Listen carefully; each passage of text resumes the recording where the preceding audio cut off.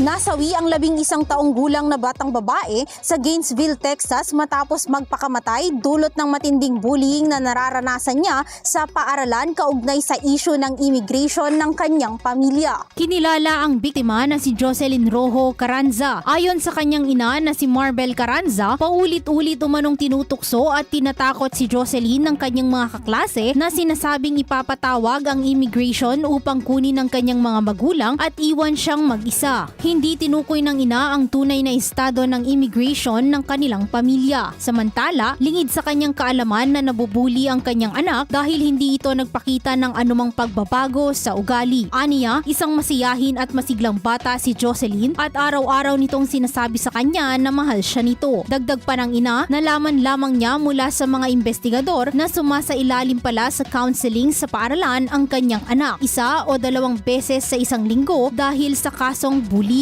Ayon kay Carranza, tila alam na umano ng paaralan ang nangyayari ngunit hindi ito ipinaalam sa kanya. Dahil dito, humihingi siya ng hustisya at sinasabing naging pabaya ang paaralan sa hindi pag-abiso sa kanya ukol sa sitwasyon ng kanyang anak. Kasunod ng insidente, nagsasagawa na ng investigasyon ang Gainesville Independent School District Police hinggil sa mga alegasyon ng bullying. Samantala, hindi kinumpirma ng distrito kung may natanggap itong ulat ng pambubuli laban kay Jocelyn. Ngunit iginiit nitong may mga patakaran silang ipinatutupad upang mapanatili ang kaligtasan ng mga mag-aaral. Bukod pa rito, dumalo ang daang-daang kaibigan, kamag-anak at mga bata sa libing ng biktima. Marami ang nagsuot ng puting sweatshirt na may larawan nito, habang ang iba naman ay nakapastel na kulay bilang pag-alala. Para sa IFM Foreign News, ako si Idol Zarina Franco, Idol!